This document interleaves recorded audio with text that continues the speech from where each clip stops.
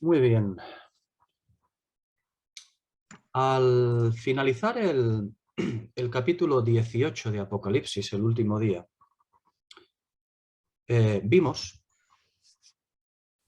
que todos ya habían quedado convictos. Lo vimos desde el capítulo 6.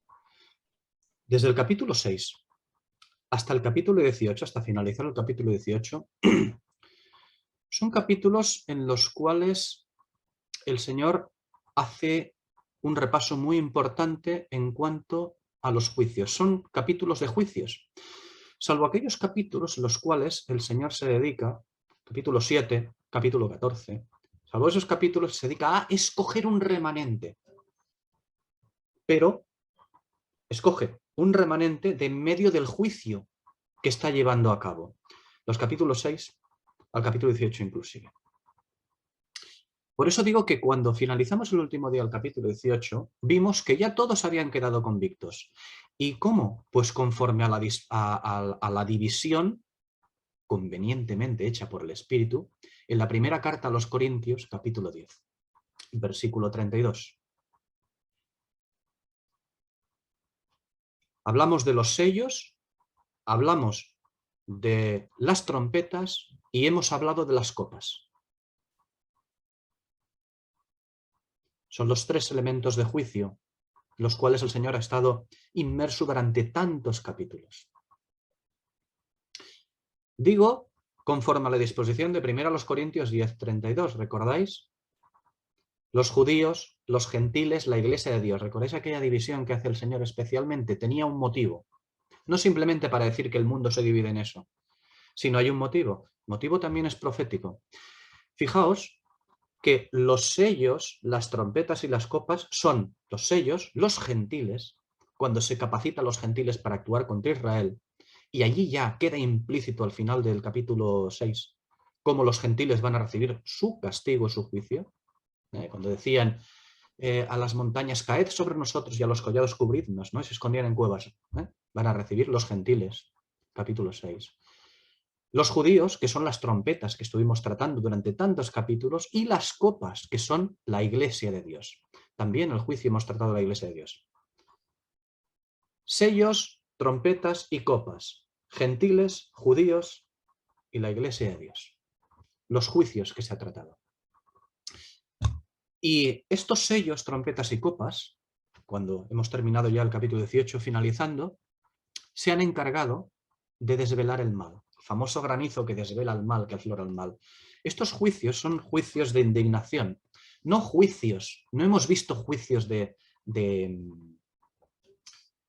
castigo, de fuego eterno, no hemos visto todavía nada de esto. Eso será muy rápido.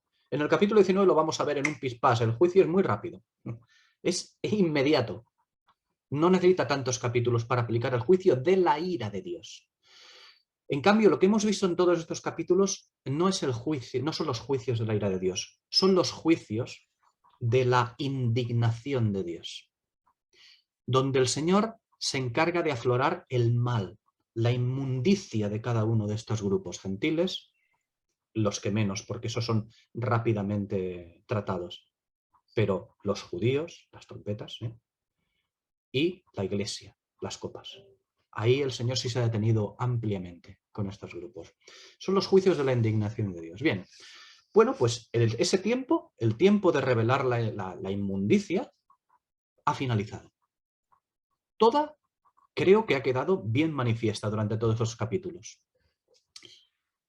Y nosotros, en la parte que nos toca, tenemos el anuncio de Apocalipsis 2 y 3. Las cartas a las iglesias, ese anuncio, en el fondo, el anuncio de Apocalipsis 2 y 3 de juicios a la iglesia, ¿a dónde conduce? Porque hemos tratado, desde Apocalipsis 15:5 hasta Apocalipsis 18 y estos 9 o 10 versículos que nos quedan del capítulo 19, estamos tratando la sección de los juicios a la iglesia.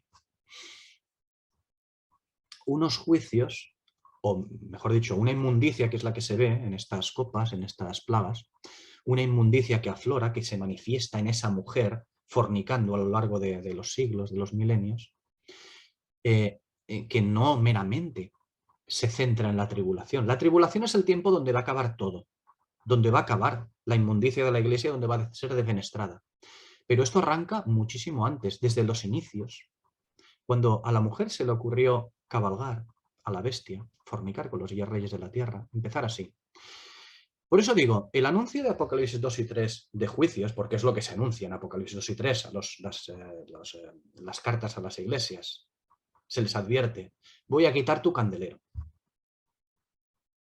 Se le dicen muchas cosas a la iglesia.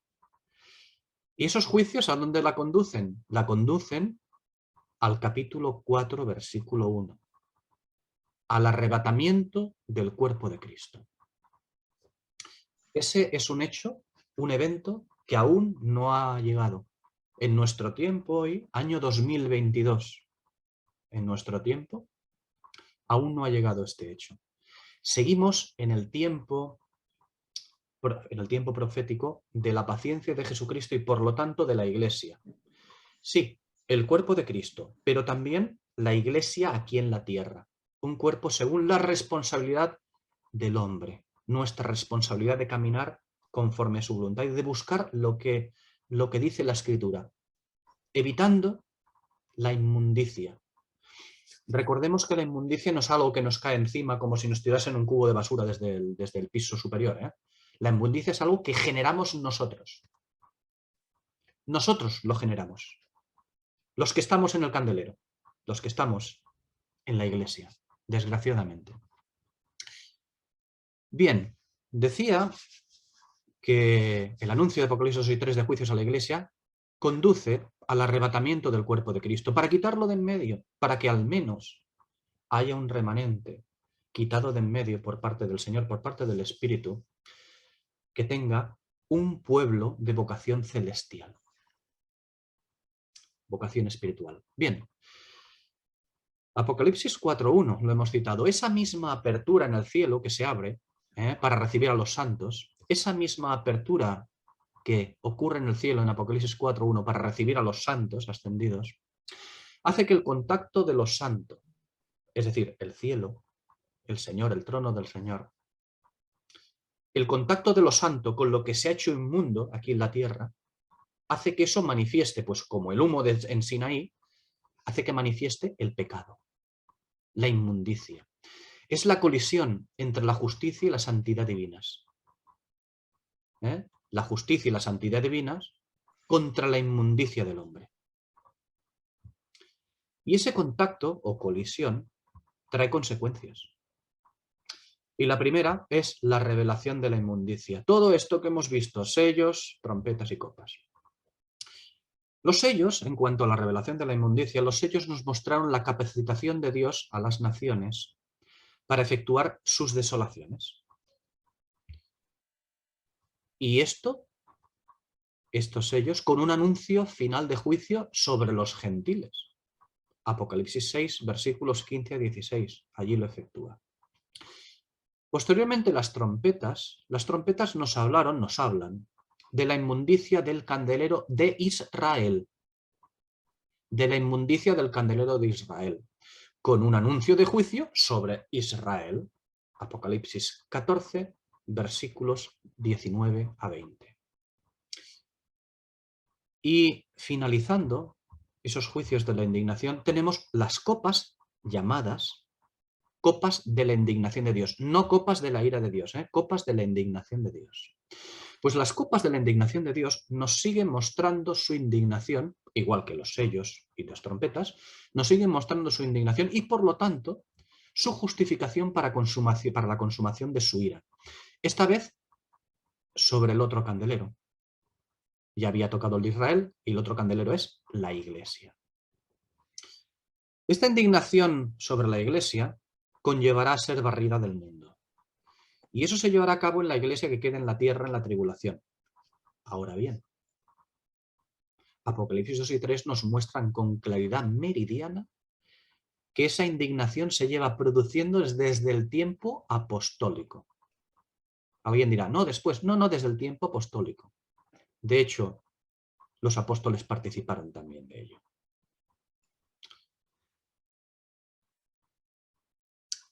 De ninguna manera se puede interpretar que la mala, la iglesia mala, de ninguna manera se puede interpretar que la mala es únicamente la iglesia apóstata de la tribulación, ¿vale? A veces siempre, bueno, muchas veces ha dicho, no, es que lo que queda aquí en la tierra, la iglesia que queda aquí en la tierra será la mala. No, lo que queda aquí en la tierra será el remanente malo para que Dios lo use para cargar sobre él la ira, toda su indignación, a diferencia de su cuerpo, el cuerpo de Cristo arrebatado. Nada más. Pero ya digo, de ninguna manera se puede interpretar que la mala es únicamente la iglesia apóstata de la tribulación. No, porque eso además es jactancia. Nosotros somos los buenos, aquellos serán los malos, ¿no? Es la típica jactancia de siempre. Y esa interpretación, interpretar que la iglesia mala es únicamente la tribulación, esa interpretación es inmunda. Directamente lo decimos así, inmunda. Y tan inmunda, es esa interpretación tan inmunda que ha provocado que cada iglesia de las 7 históricas, de los tiempos, de los periodos históricos que vemos en Apocalipsis 2 y 3, ha provocado que cada iglesia, cada tiempo histórico de esa iglesia, no haya escuchado y entendido las palabras de su Señor, pensando y creyendo, jactanciosamente, claro, que nunca sería como lo que se relata de ellas en esos capítulos 2 y 3. Es una interpretación tan inmunda que rechaza e impide el que entendamos que los capítulos 16 a 18 de Apocalipsis hablan precisamente de la historia de la Iglesia en general y no de una mala final en la tribulación. Los capítulos 16 a 18 no hablan de la Iglesia en la tribulación, hablan de la Iglesia en la tierra desde tiempos apostólicos, de la inmundicia, de la mujer cabalgando a la bestia y fornicando con los reyes de la tierra. Así que esa interpretación no es que sea errónea. Bueno, sí, errónea, pero es que la expresión errónea se puede sustituir tranquilamente por inmunda, porque provoca mucha inmundicia, provoca mucha jactancia y provoca que continuemos pensando que somos los buenos. Ya nos buscaremos malos para achacarle las culpas a ellos. Eso es una desgracia. Una desgracia y es absolutamente antiescritural, anti-espíritu. Es ir contra el espíritu de la verdad. Pero bueno, habrá muchos que continúen diciendo que no, que cada uno tiene su interpretación y ya está. Muy bien, pues nada, continuemos entonces con la inmundicia, que es lo que nos merecemos. Es una desgracia. Bien.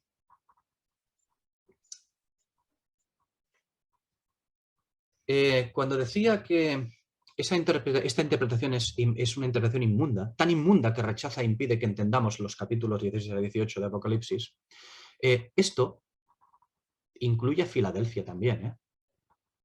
Sí, incluye a Filadelfia. Se puede ser sorpresa para muchos en la cristiandad, pero incluye a Filadelfia. Incluye a Filadelfia que por no escuchar bien acabó convirtiéndose en la Odisea. O como le pasó a Esmirna, que acabó convirtiéndose en Pérgamo por no escuchar bien al Señor cuando recibió la persecución.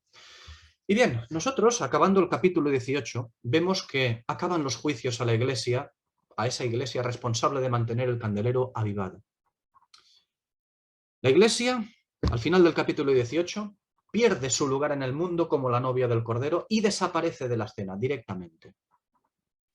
Ya únicamente es el cuerpo de Cristo quien ostentará ese nombre de novia del Cordero o de esposa. Ese día aún no ha llegado, pero ya llegará. Gracias a Dios que ese día llegará. Ya lo creo que llegará. Bien, vamos a insistir un momentito solo.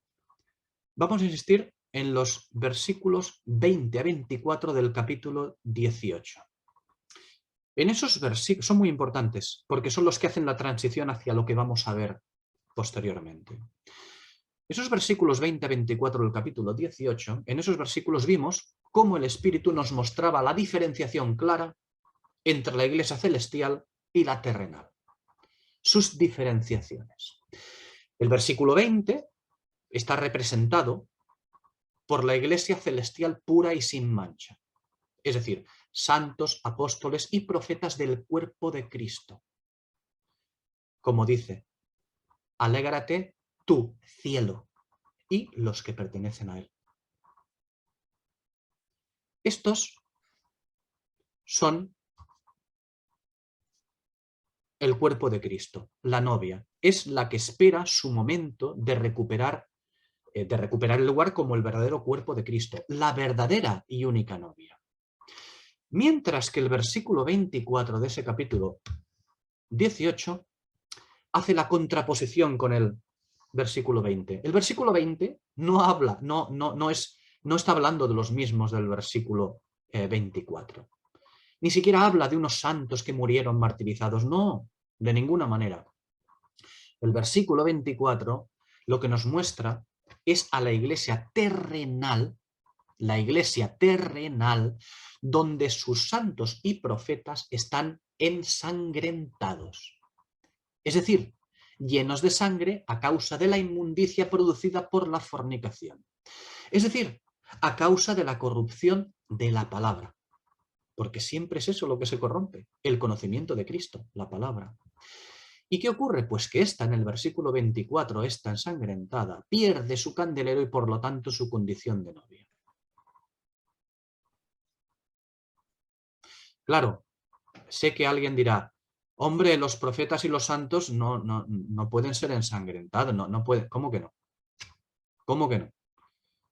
Si vamos a Apocalipsis 2:23, Apocalipsis 2, Apocalipsis 3, veremos cómo habla el Señor, cómo habla a Jezabel, al catolicismo de aquella época. Enseñas a mis siervos a comer los sacrificados a los ídolos. ¡Ostras! ¿Los siervos del Señor comen? Claro. Claro que comen los sacrificados a los ídolos. Alguien dirá, entonces no son siervos. Sí, la palabra los trata como siervos de Dios. Claro que sí. Por esto en este versículo 24 de Apocalipsis 18, los profetas y los santos están ensangrentados. Claro que están ensangrentados, como estamos ensangrentados en esta nuestra querida mamaíta, la Odisea. Claro que sí, por la corrupción de la palabra. Una corrupción, por cierto, bestial. Bestial. Claro que sí. No se puede aducir que, como dice santos y profetas, no están ensangrentados. Claro que sí que lo están, claro que sí que lo estamos, desgraciadamente. Decía que el versículo 24 lo que nos muestra es a la iglesia terrenal, donde, con diferencia del versículo 20 que nos muestra la iglesia celestial, de vocación celestial, el versículo 24 muestra a esta iglesia terrenal, donde sus santos y profetas están ensangrentados, llenos de sangre a causa de esta inmundicia producida por la fornicación, a causa de la corrupción de la palabra. Bien, y por lo tanto, esta iglesia terrenal lo perderá cuando llegue el momento, perderá su condición de candelero, perderá su candelero y por lo tanto su condición de novia, de esposa de Cristo. Perderá su derecho a serlo. Para nosotros llega la pregunta, ¿es que acaso no tenemos claro quién es la verdadera novia nosotros? Bueno, vamos a responder a esta pregunta. Pues para la escritura sí, para la escritura tiene claro quién es la verdadera novia. Pero para los usuarios de esa escritura en la tierra, para sus usuarios, para los santos y profetas de la iglesia terrenal, para los miembros de la iglesia aquí, los que estamos aquí, para esos usuarios de esa escritura y las convencionales interpretaciones que se hacen de ella, parece que no. Porque estas interpretaciones, mayoritariamente, y ojo, y hablamos de las llamadas sanas, las que llamamos sanas, esas interpretaciones mayoritariamente tienen el lamentable defecto de separar entre los buenos y los malos. Y es un defecto lamentable. Esas interpretaciones es como si esas malas interpretaciones es como si nos dotasen de poder para separar los buenos de los malos. Y como yo soy el bueno, tú eres el malo. Claro. Y si no, no te preocupes, que ya te voy a encontrar todos los errores y defectos que hay. Por lo tanto, desgraciadamente, en la medida de que uno se considera bueno, de que uno se considera correctamente en la palabra de Dios bueno, automáticamente dice que los demás, o bueno, no los demás, otros grupos que son más pobrecicos, a eso los consideramos malos. No digo que no lo sean, ¿eh? No digo que no lo sean los malos, no. Digo que no son los únicos. No nos podemos desprender ese halo de nosotros, no de nosotros espiritualmente, de nosotros como aquellos que somos representantes del Señor aquí en la tierra, aquellos los cuales se nos ha otorgado una responsabilidad. ¿Y qué hemos hecho con esta responsabilidad? Bueno, ya lo hemos explicado, lo que hemos hecho con esta responsabilidad, ¿no? Como iglesia hablo en general. Bien. Por eso decía, ¿acaso no tenemos claro quién es la verdadera novia? Pues no, no se tiene claro. La iglesia aquí en la tierra no tiene claro realmente quién es la verdadera novia, desgraciadamente. Decía que tenemos, la iglesia, nosotros aquí, nuestra Laodicea, ¿no? Nuestra mamá, tenemos el lamentable defecto de separar entre los buenos y los malos. Tienen la brillante costumbre de creer que las campanas solo doblan por los muertos. Y ojo, porque hasta ahí tienen razón, que las campanas solo doblan por los muertos, es verdad. Solo que no contemplan la propia mortandad como nos habla Apocalipsis 2.23. Porque Apocalipsis 2.23 es para nosotros, para la iglesia aquí en la tierra. Y dirá, no, esa Jezabel, el catolicismo, ya. Sí, claro que doblan por ellos y por nosotros. Nadie quiere contemplar esas campanas por los muertos como si fuera de mortandad propia. Claro, individualmente no lo haré. Pero pensando en colectivo, como iglesia, las campanas doblan por nosotros también. Apocalipsis 2.23. Y bien, esas copas de la indignación de Dios, esas campanas, porque son como campanas, esas campanas que han doblado desde Apocalipsis 15.5 hasta Apocalipsis 19.10, doblan por la iglesia. Han estado doblando, y todavía nos quedan unos versículos, doblan por la iglesia. Por toda la iglesia en la tierra. Por esa a la que pertenecemos. Esa en la que el Señor ha puesto su nombre y su candelero. Claro que sí. Y en la que sus miembros hemos puesto sangres.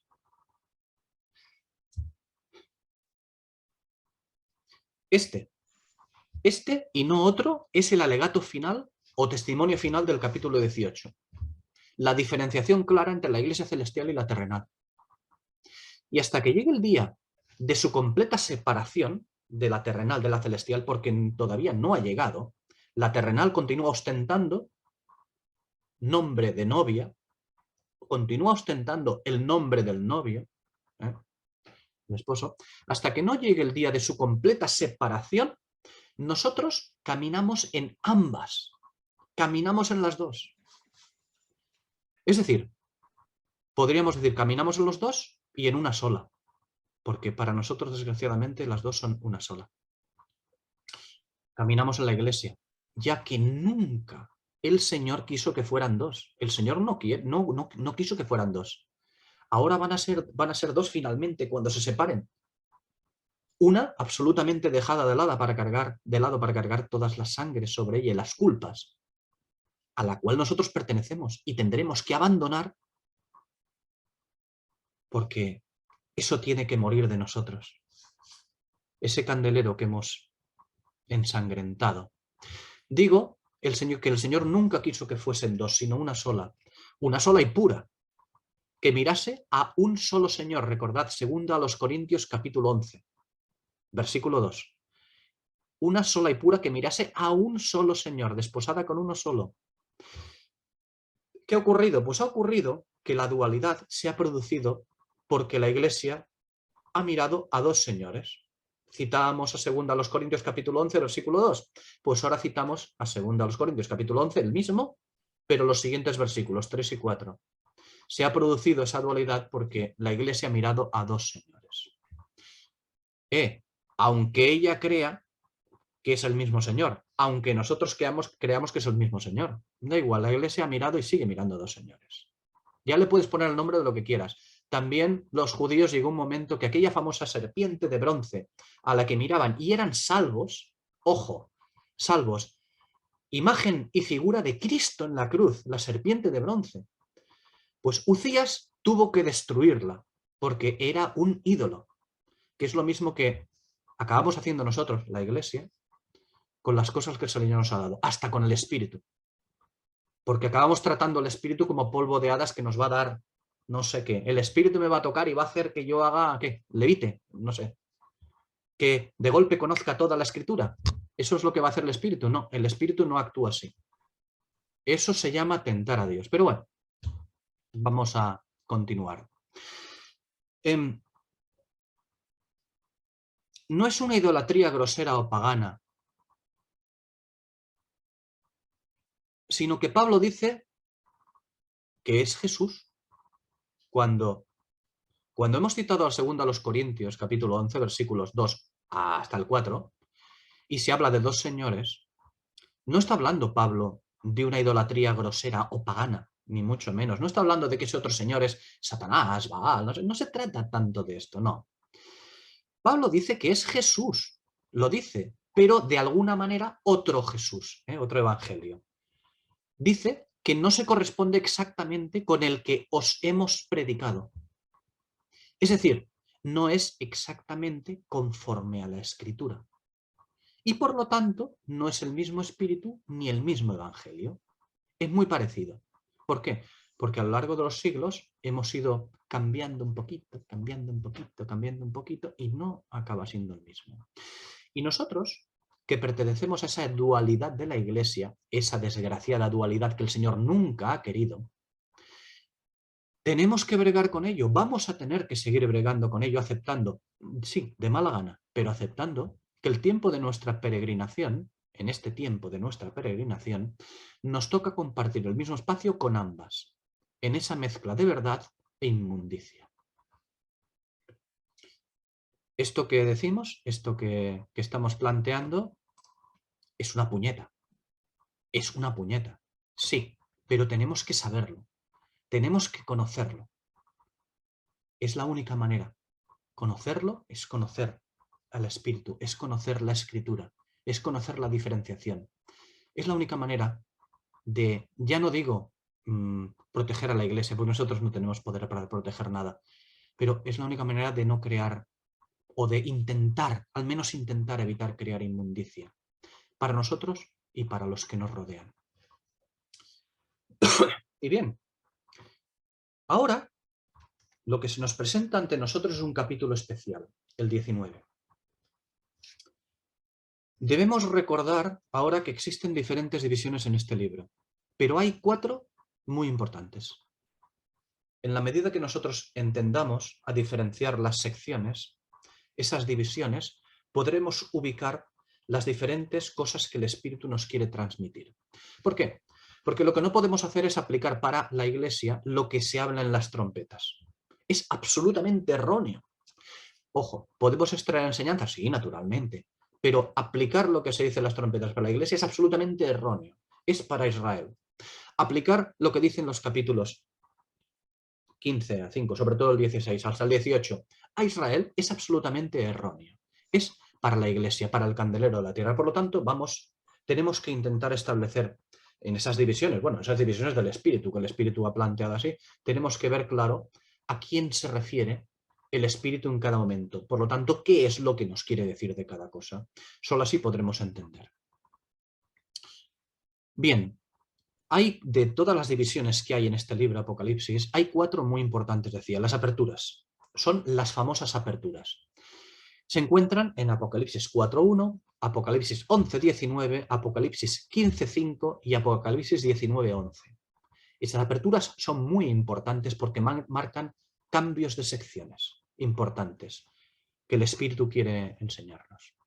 En el capítulo 15 vimos un capítulo que contenía, además de todo esto que hemos explicado, en el capítulo 15 vimos un capítulo que contenía una transición, un cambio de sección, donde finalizaba el tratamiento de la inmundicia del candelero judío y pasaba a tratar la inmundicia del candelero gentil, la Iglesia.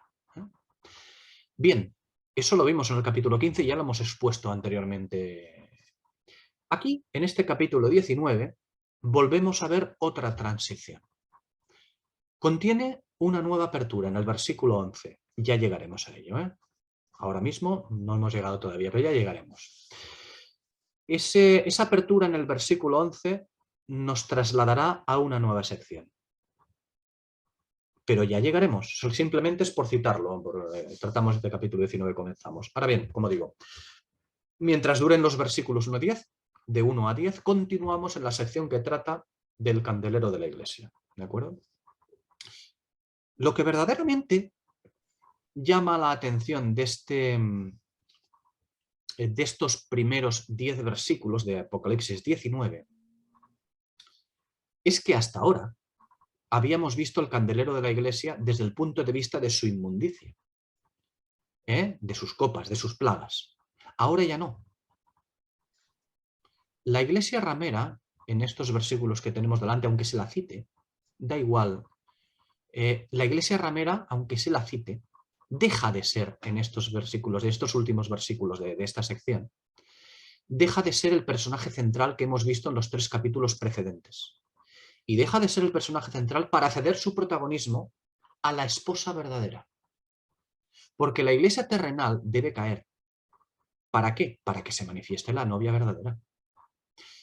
Y claro, la pregunta es obligada. ¿Por qué debe caer para que se manifieste la novia verdadera si nosotros creemos diferenciarlas claramente? Lo digo irónicamente una vez más, ¿no? Nosotros creemos diferenciarla. Cuando digo creemos, me refiero a la iglesia en general, a esto que nos ha tocado vivir, la Odisea, ¿no?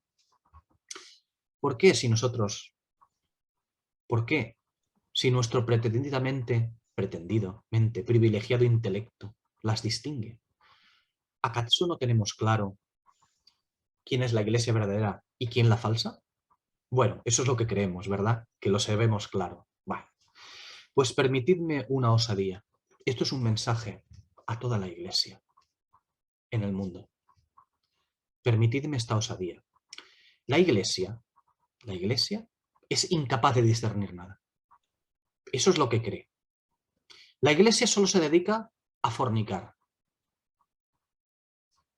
¿Lo digo yo? Bueno, sí, lo digo yo como un simple mensajero. Eso lo dice la Escritura, que es a lo único que sabe dedicarse aquí en la tierra, a fornicar. Pero se cree que discierne, se lo cree, se cree que discierne con su representativa jactancia. Bueno, fijaos que cuando el Señor dice que el enemigo ha sembrado cizaña entre el trigo, Mateo 13, capítulo 13, cuando el Señor dice que el enemigo ha sembrado cizaña entre el trigo, la iglesia, ¿qué le responde? Mateo 13, versículo 28. La iglesia le responde, tranqui, que nosotros ya podemos arrancarla. Sí, ya lo sé.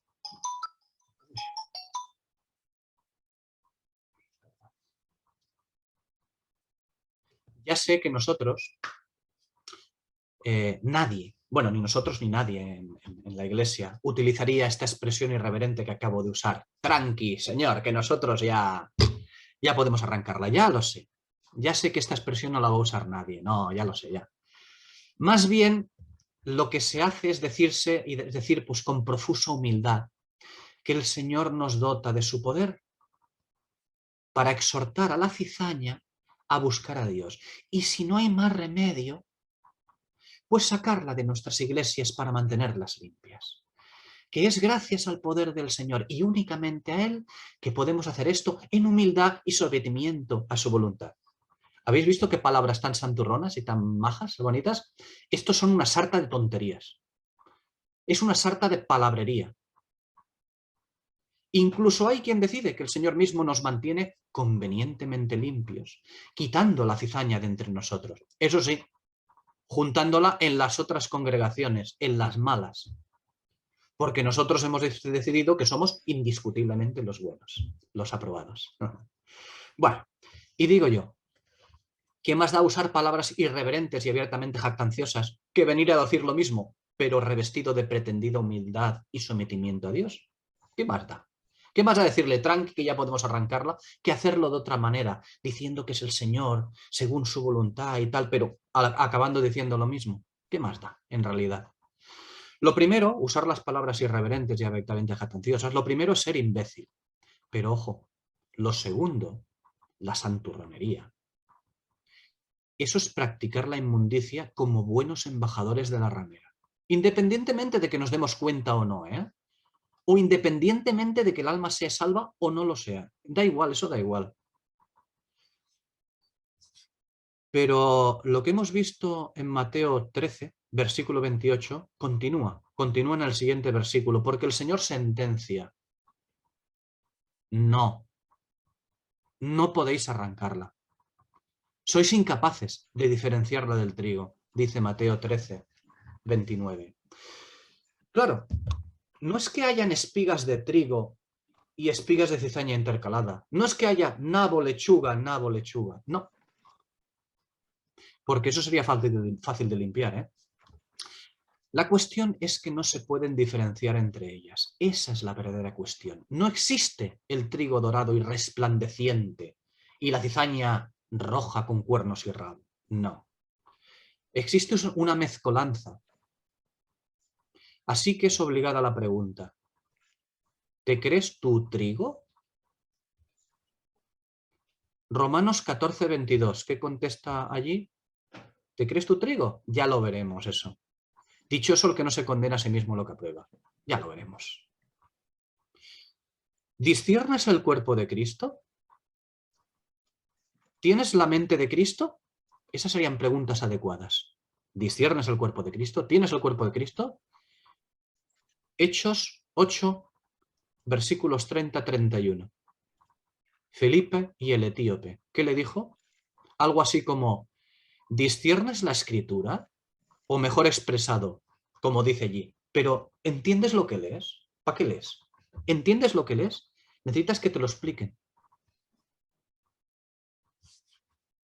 Si al menos en nuestro caso, en el caso de la iglesia que nos ha tocado vivir en nuestros días, la Odisea, si al menos como en Hechos 8 hubiese un humilde etíope en vez de un laodicense, que al menos dijese: ¿y cómo podré si alguno no me guía? Si al menos hubiese ese humilde etíope. Pero, ¿qué esperamos que nos ofrezca como guía una iglesia ramera? ¿Qué esperamos que nos ofrezca como guía una iglesia ramera? Nosotros formamos parte de esa iglesia en la tierra, esa a la cual se la llama ramera. La Escritura lo hace. Y en lugar de separarnos del mal, lo que acostumbramos a hacer es negar la realidad, diciendo que no, que la ramera no puede ser la iglesia. O que sí puede, pero son los testigos de Jehová, el catolicismo, los adventistas, etc. Qué jactancia, ¿verdad? Creemos que somos capaces de separar la cizaña del trigo. Y encima decimos que es por el poder del Señor. ¿Y así qué es lo que hacemos? Pues perpetuamos una pretendida santidad de la Iglesia en detrimento de la verdad. De manera que no dejamos lugar para la humillación, como la de Daniel. No dejamos lugar para la humillación haciendo estas interpretaciones. Ya observamos que haciendo según qué interpretaciones, muy comunes, habituales, son las normales y corrientes, en realidad no es que simplemente se esté en un error, es que no damos lugar a la humillación, no damos lugar a la expresión del espíritu. Es una absoluta inmundicia.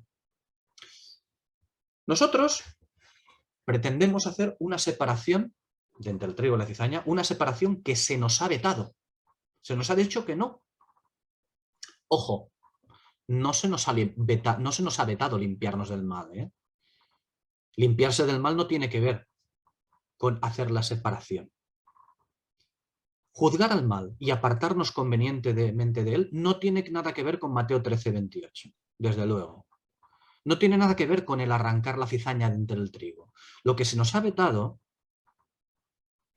es pretender que la iglesia sea trigo limpio. Es pretender que nosotros somos trigo limpio. Es pretender que no haya inmundicia entre nosotros. es la pretensión de que no la hay, es lo que no se nos ha vetado. ¿Por qué? Porque no hay trigo, no hay espiga de trigo y espiga de cizaña. Hay trigo y cizaña, todo junto, desgraciadamente. Pero la Iglesia decida que tiene poder para hacer separación de cizaña. ¡Hala! Y para ello, pues decide qué doctrinas o prácticas son las de su cuerda, las de su rollo. ¿Cómo? Pues colocando las demás cuerdas o ideologías o maneras de interpretar fuera de la bendición o de la definición de trigo. Incluso si es necesario, como ya lo hemos visto, para ampliar su número ecuménicamente, esta Iglesia es capaz de rebajar la doctrina de Dios diciendo que teniendo en común lo básico, pues ya es suficiente. Pero a pesar de eso, aunque muchas veces lo hace, aún así se sigue considerando con poder para hacer separación del trigo y la cizaña. Y esto es porque así se puede seguir sintiendo trigo diciendo que no hay inmundicia en ella. Eso sí, a pesar de que se le llene la boca con la expresión de todos somos pecadores. Con la mano derecha nos consideramos pecadores humildemente y con la izquierda nos consideramos santos limpios con poder para quitar la cizaña del cuerpo. Pues sí, eso es. Pero aún hay más. Porque los que no acaban de estar de acuerdo con esto anterior que hemos dicho, los que lo juzgan y al menos ven algo, los que no acaban de estar de acuerdo con lo anterior han decidido hablar desde hace muchos años, de la Iglesia invisible de Cristo. Suena esta expresión, la Iglesia invisible de Cristo. ¿Cómo? Pues porque hablando de la Iglesia invisible del cuerpo de Cristo, lo que se hace es definir el conjunto de todos los salvados. Mientras que la visible, es decir, la que se manifiesta localmente, ahí no podemos controlarlo todo y ahí esa pues contiene unos salvos. Esa es la visible. Esta es la definición que se ha hecho. Esa es la valoración que se ha hecho para definir una mala definición. Ahora bien, no es que esto sea una valoración muy errónea en la situación. Es la realidad, es lo que hay. Pero es una valoración que contempla una separación que el Señor jamás ha querido. El Señor no quiere que haya una iglesia celestial y una terrenal. Quiere que haya una iglesia santa y pura. Desde el inicio quiso que fuera la misma. No, que el Señor no quiso que llegase un momento que tuviese que haber una separación. No, quería que todo fuese una santa y pura. Todo esto, toda esta manera de valorar, de separar por nuestra parte, viene dada por la archiconocida separación entre la salvación del alma y el camino de la salvación, como si fuesen dos salvaciones distintas. Como decía, el Señor nunca ha querido que hiciésemos separación entre ellas, porque la salvación es una sola. No existe la salvación del alma y el caminar en salvación. Nosotros lo diferenciamos porque desgraciadamente es lo que nos ha tocado ahora, verlo como diferenciación. Pero el Señor nunca ha querido que eso fuera diferente. La salvación del alma y el caminar en salvación, el Señor ha querido que fuese una cosa sola, la salvación. La salvación es una sola. No se puede separar la salvación del alma del camino de salvación.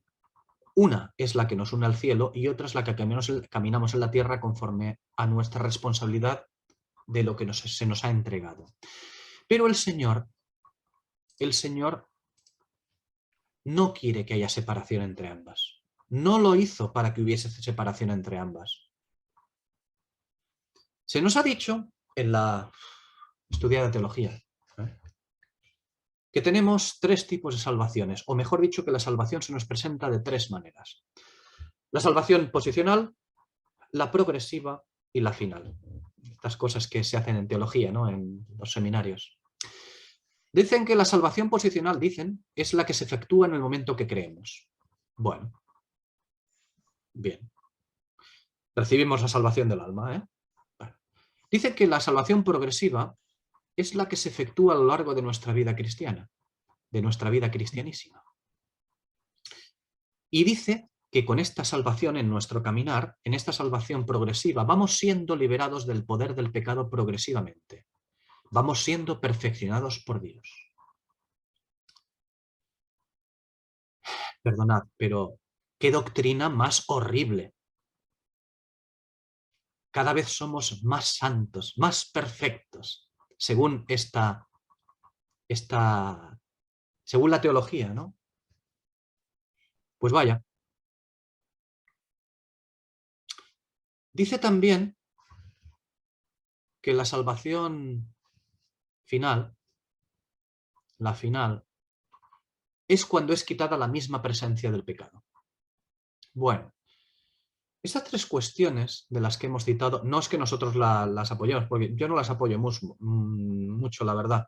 Ahora bien, todo esto que se dice tiene atisbos de realidad. Claro que tiene atisbos de realidad, cuando la salvación final es quitada la presencia del pecado y tal, pero la del medio, la progresiva, es una doctrina horrible, muy, muy mala. Digo que tiene atisbos de realidad, claro que sí, pero es bastante inexacto. Y cuando digo inexacto, ya hemos hablado de los errores. Cuando digo inexacto, quiero decir introducción de inmundicia. La salvación es una sola. El Señor no quiere que distingamos entre la salvación del alma y nuestro caminar en salvación. Quiere que sea lo mismo. Porque es lo mismo. Tiene que ser exactamente igual de santa. Porque es la misma salvación. Cuando creemos, cuando llegamos a creer, es cierto que somos salvos. Nuestra alma es salva. ¿Y cómo creemos? ¿Por obra y gracia del polvo de hadas? ¿Por obra y gracia de una pretendida acción que adjudicamos ilegítimamente al Espíritu Santo? Decimos, no, el Espíritu hace que creamos, hace que... No.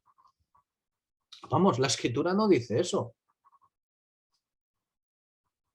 ¿No es más bien por el oír con fe para recibir la Escritura? Mejor dicho, por el recibir la Escritura, por el oír con fe, como dice la Escritura. Romanos 10, 17, Gálatas 3, 2, 5. Fijaos en Romanos 10, 17. Dice, así que la fe viene del oír. Ah, vaya, la fe viene del oír. ¿Y el oír? Por medio de la palabra de Dios. La Escritura. No viene por el polvo de hadas. La Escritura. Vamos a mirarlo un poco más de cerca. Gálatas capítulo 3, versículos 2 hasta el 5. Dice Pablo, estaba enfadado con los Gálatas, estaba bastante enfadado, no me extraña, no era para menos, no era para menos. Y les dice, vamos a ver, solamente quiero saber una cosa de vosotros, a ver si sois capaces. ¿Recibisteis el Espíritu por las obras de la ley o por el oír con fe? Es decir, por la Escritura, por el oír con fe. ¿Cómo recibisteis el Espíritu? ¿De alguna manera? ¿Por las obras? ¿O de otra manera? ¿O por el oír con fe? Por la Escritura. Esa es la manera de recibir el Espíritu. Y les dice, ¿tan necios sois? O como yo digo aquí habitualmente, qué imbéciles que sois, ¿no? O sea, habiendo comenzado por el Espíritu, ahora vais a terminar por la carne, desde luego, después de toda la enseñanza de Pablo, ¿eh? Y dice el último versículo, el versículo 5. Aquel, pues, que os suministra el Espíritu y realiza milagros entre vosotros, que os suministra el Espíritu y realiza milagros entre vosotros, ¿lo hace por las obras de la ley o por el oír con fe? Suministrar el Espíritu se hace, ¿por qué? ¿De alguna manera? ¿O por el oír con fe?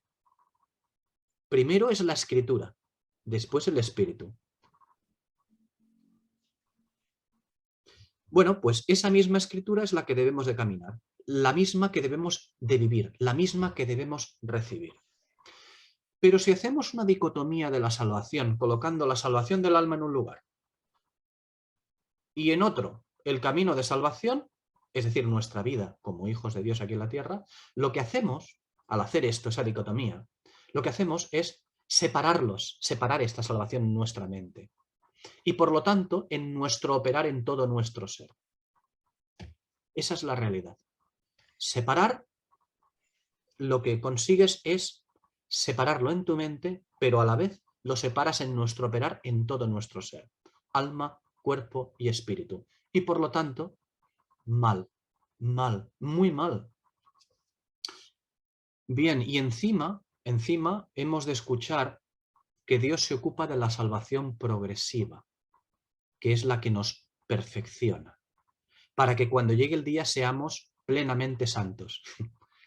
En fin, no hemos leído que Dios nos ha dado la Escritura junto con el Espíritu para que nuestra mente vaya siendo transformada. Romanos 12, versículo 2. ¿No hemos leído eso? Que nos ha dado la Escritura junto con el Espíritu para que nuestra mente vaya siendo transformada. Pues entonces, ¿por qué creemos que orando a Dios ya lo tenemos todo hecho? O invocando su comunión, o apelando al poder de Dios. ¿Por qué creemos que haciendo eso ya lo tenemos todo hecho? ¿No es eso tentar a Dios? Cuando Él ha dicho, a Moisés y a los profetas tienen, que los oigan. Sí, alguien dirá, bueno, pero ¿por qué no le podemos pedir que el Señor nos enseñe? Pues mira, porque ya te ha dado la Escritura. Porque decir, Señor, enséñame, mientras que me meto un dedo en la nariz, eso se llama tentar a Dios. Decirle, no, la Escritura no es suficiente. Yo quiero que tú me mandes vía wifi, me mandes todos los conocimientos. Eso se llama tentar a Dios. Dios ha dicho, no. A Moisés y a los profetas tienen que los oigan. Y eso en Lucas 16. Y una cosa más. No hemos leído, fijaos, no hemos leído cómo Moisés fue instruido por Dios para golpear la roca en Éxodo 17, si recordáis. Y no hemos leído cómo la segunda vez, ya en Números 20, no era necesario golpear la roca, sino hablarle. Pero Moisés no escuchó. No escuchó adecuadamente a la enseñanza de Dios. ¿Y qué hizo? Golpear la roca 2 veces en Números 20. Y sí, vale, de acuerdo. Agua salió de la roca al golpearla 2 veces. Ahora, ese agua le iba a costar un gran disgusto, ¿eh? Esa segunda vez, por golpearla, le iba a costar un gran disgusto a Moisés. Dice Números 20. Y Jehová dijo a Moisés y a Aarón, por cuanto no creísteis en mí, ojo, por cuanto no creísteis en mí, para santificarme delante de los hijos de Israel, por tanto, no meteréis esta congregación en la tierra que les he dado. Como hemos dicho, les iba a costar un gran disgusto golpear la roca. Por segunda vez. Y continuamos. Y no con estos pasajes. ¿Y no vemos la diferencia entre estos dos pasajes? Fijaos en Éxodo 17 y en Números 20. Fijaos cómo en Éxodo 17 se dice que quien ha de beber esa agua, si repasáis bien los dos pasajes, Éxodo 17 y Números 20, todo el capítulo, cada uno de los dos. En Éxodo 17 se dice que quien ha de beber esa agua es, ¿lo veis bien? Es el pueblo. Es el pueblo, punto. El pueblo es quien ha de beber esa agua. Mientras que en Números 20, ¿quién es que ha de beber esa agua? ¿Quién bebió esa agua? La congregación y sus bestias. La congregación y sus bestias. Esto no es casualidad. Estos son textos con los que el Espíritu quiere mostrarnos algo. En un pasaje es conforme a Dios el golpear la roca y bebe el pueblo. Éxodo 17, versículo 6. Es conforme a Dios golpear la roca y bebe el pueblo. En el otro pasaje de Números 20, versículo 11, en otro pasaje Moisés no hace lo que Dios dice. Y quien bebe es la congregación y sus bestias. También las bestias beben del mismo agua. Vaya, qué mal. Pero hay más. Porque en Éxodo 17, el pasaje que nos habla de obediencia a su palabra,